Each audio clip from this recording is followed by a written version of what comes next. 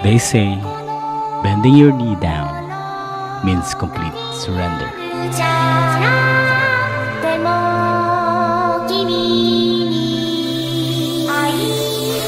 Not yet.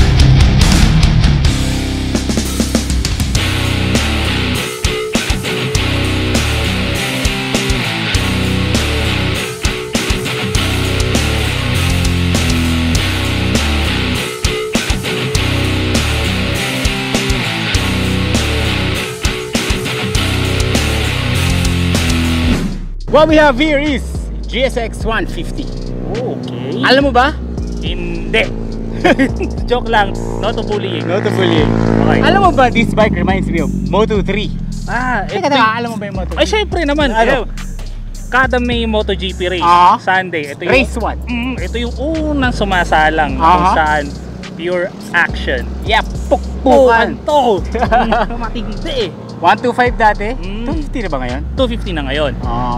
Because this bike reminds me of Moto3, but this is the version Moto3 in public. Moto3 in public. Alright. This bike's been out in the market sa kalye natin. 2017 pa. Since 2017, matagal na pala to. But since this is a request video. Yep. But before we do, please subscribe to our channel. Bakit? Huwag mong itatapon kasi may tinamaan tayo ng T-Max eh. Oo nga pala. Sige, lalapat ko bitawan mo na lang. Yan, okay. Yan. Quick spec style. Alright.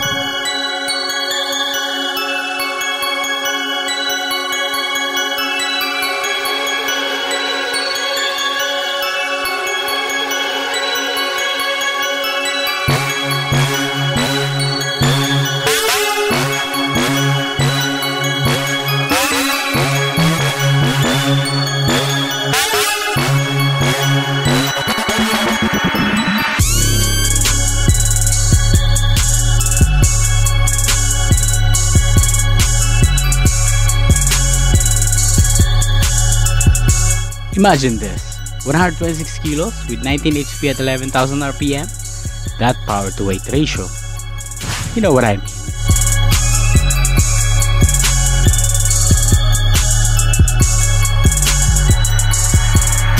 It's 150cc, but to be exact, 147.3cc. It's fuel injected, water cooled, single cylinder, DOHC 4-stroke, 4-valve on 6-speed.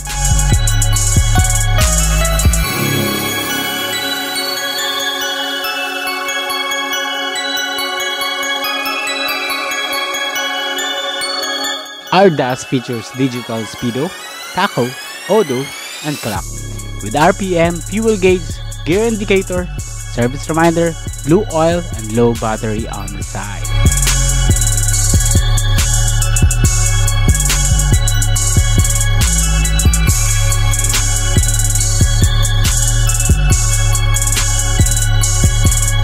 Brakes are on disc, front and back, with wide tires in the rear, LED headlights, keyless ignition,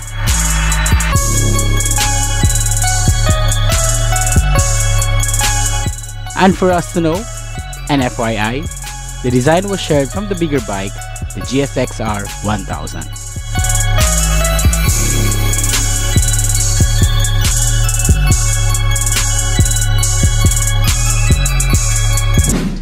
Since we mentioned na matagal na to sa market, sa kalye, 2017 pa. 2017 pa. A lot of reviews been made already. Oo, di na nga mabilang. So, let's focus Okay. on the rider experience. Oo, kung ano yung experience, whatever. Yun yun. How it is to ride the GSX 150. Alright? Let's go!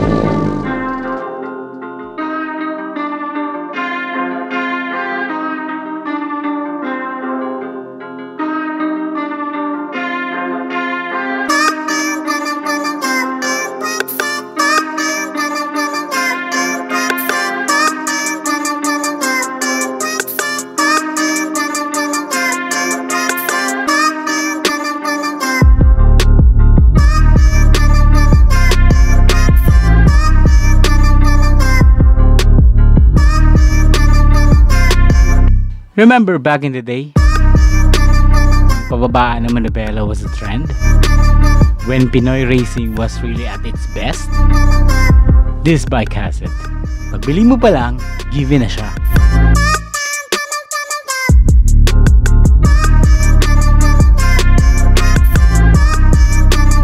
But I would say, I will not ride this bike for long hours. I don't know. Am I getting old?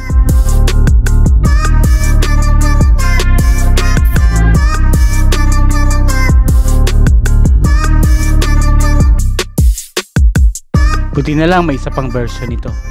Relaxed sitting position, ready for long chill ride.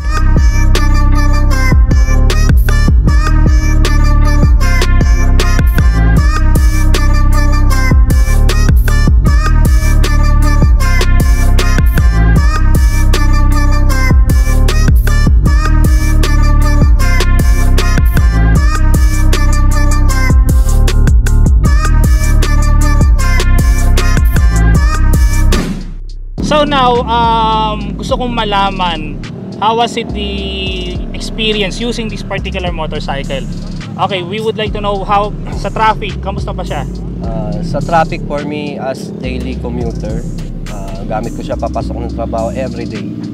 So when it comes sa traffic, napakadali niya i-maneuver. Para lang gumagamit ng underbone. So, ganun kadali? Ayos. Hindi siya yung iniisip nyo kasi na parang big bike. Na mahirap. Nakaka-stress masyado sa wrist. So, sanayan basis lang siya. So, yun na nga, maganda yung maneuver niya in terms of sa traffic. Then how about the fuel consumption on a daily commute? For me, 40 to 42 kpl. Tipid. Tipid pa siya.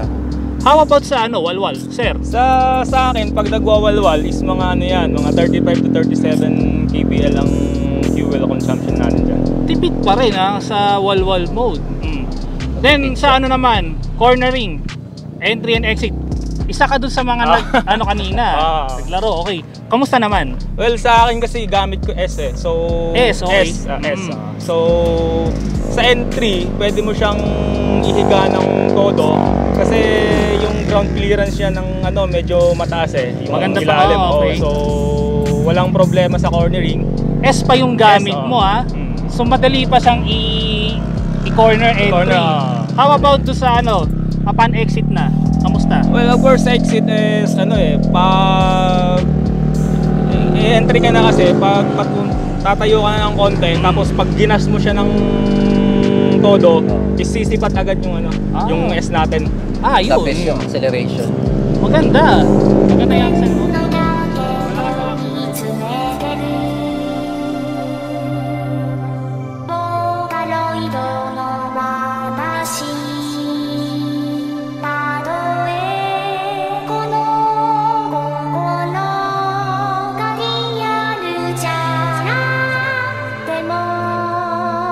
So ano napansin mo na very significant sa bike na to? Okay, first, yung keyless function niya.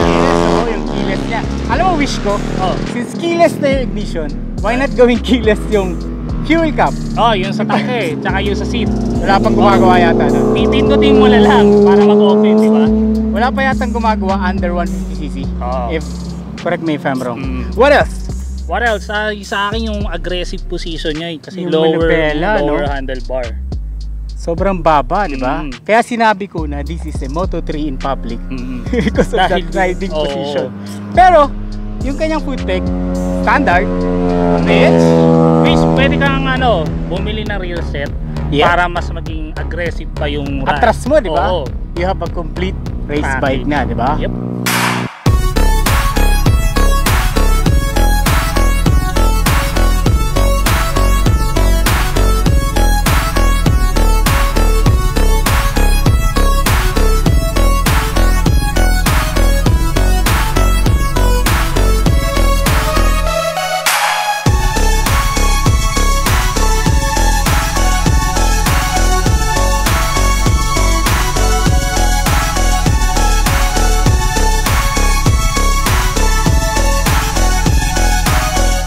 In terms of aggressive riding position, based on our test, The most compatible and proportion from the seat to the manivela is the height between 5'4" to 5'8".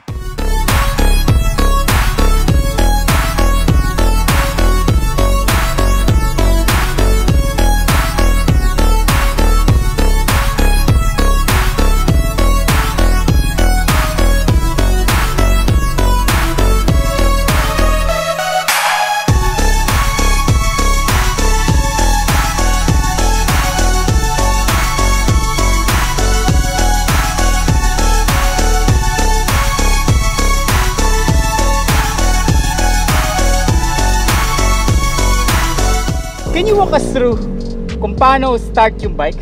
Paano yung operation niya? Yes. Of course. First, dapat dala niyo yung remote. Kasi keyless siya, ano? And then ito po, nakalock. Naka-lock position yan, alright? So, para mag-unlock siya, you have to press the remote. Kulay? Red. Magbibigay Red siya ng... pagka okay na. Okay. Then, So, then, push. we have to push the knob. And then, twist nyo sa... Ayan. Sa power on. Power Yan. on. And then, Make sure na naka-engage yung naka-engage yung kill switch. And then, Then, push nyo lang yung... that's it. Alright. So, paano kung nawala kayong susi? Or kung nasira? Oh, mapapa-under pa ba itong bike? Yes, absolutely guys. Aha. Don't worry kasi meron siyang unique pin code. Pin code? Oo. 4 digits yun. Aha. So, i-enter lang natin sa unit ng GSX-R. Ayun. So, mapapa-under mo na siya. So, using the 4-digit code, mapapa-under tong motor na to. Oo. Teka, try natin. O, sige, subukan natin. Akin na muna yan. Nico! Nick! Oh. Bakit? Papa-underin namin to na walang susi. Walang keyless. Pwede ka bang lumayo? Sabi kasi 1 meter We wanted to be sure kasi, pwede ka bang pumunta somewhere na hindi malinis yung kalsada? Yung may hindi straight line. Yung merong obstruction. Para sigurado tayo, pwede ba? Dali mo to? Gusto mo talaga akong pagurin, di ba? Hindi, basta lumayo ka para walang frequency. Sige ha, Pwede tawagin rin ka sa na lang CK. namin. Layo. Sige ha. Okay, so start natin. Gawin natin, paandarin natin to using the code.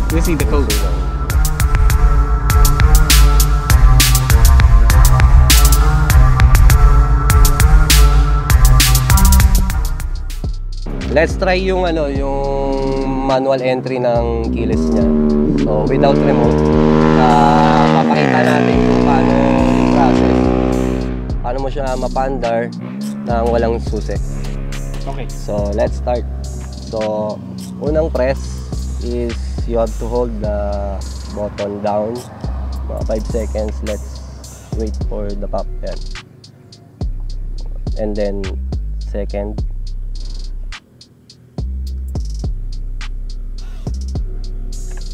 Okay, yung third. So, tries nyo siya pipindutin.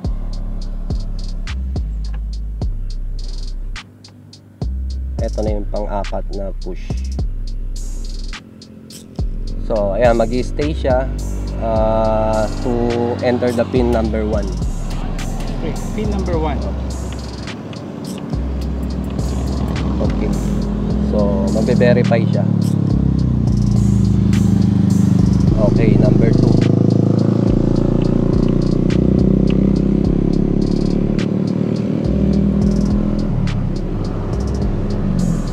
Okay, pin code number 3.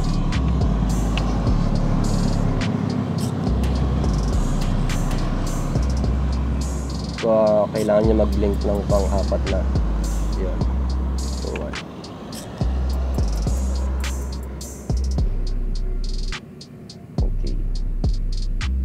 So, nag-turn na yung light signal niya. It means it's okay. So, pwede mo na siyang i-turn mo na sa Turn yung knob. Oo. So, ayan na siya, mag-on. So, yung knob natin, natatanggal din siya. Okay. Pwede siya sa gas tank. So you can open this. Yan. And then sa back seat.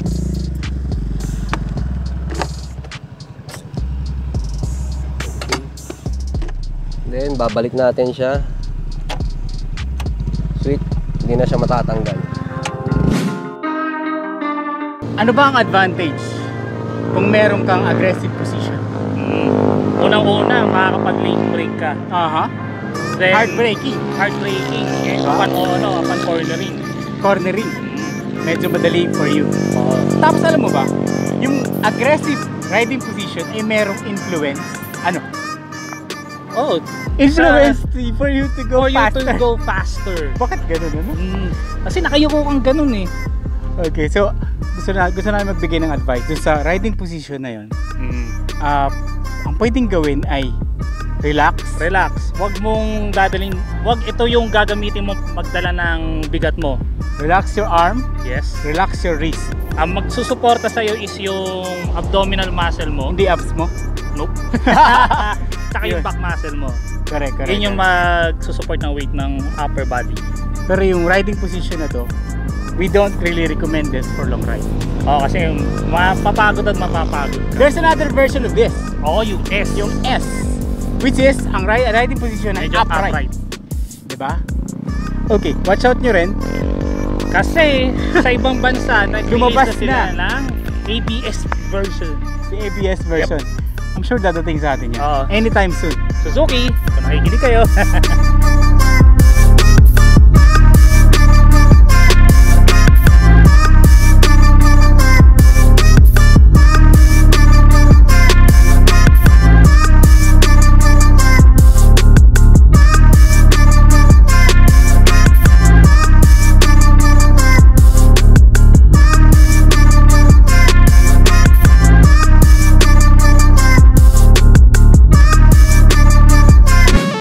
That was it for us for the GSX 150. We would like to thank Gibo and the GSX RS 150 Club for giving us a chance. Chance to feature their bike. Oh, yeah. So, would you like to invite them? We're inviting you to visit our page. Yung group page? Kasama ni Sir Dato Will dun sa link na lang. Yeah, lalagyan namin sa description. Pakita lang natin. Okay. Alright? So that's it for us, ano? Thank you. Thank you. Thank you. That's We'll it see for you us. again, man. Yep. Yes. Ride safe. See ya. Thanks, sir. Hello guys, we are the GSX-RS 150 Riders Club of the Philippines. Kung meron ka GSX-R 150 or GSX 150, pwede ka dito. Visit our Facebook page, GSX-RS 150 Club Philippines. GSX-RS 150 Riders Club Philippines. For the ride!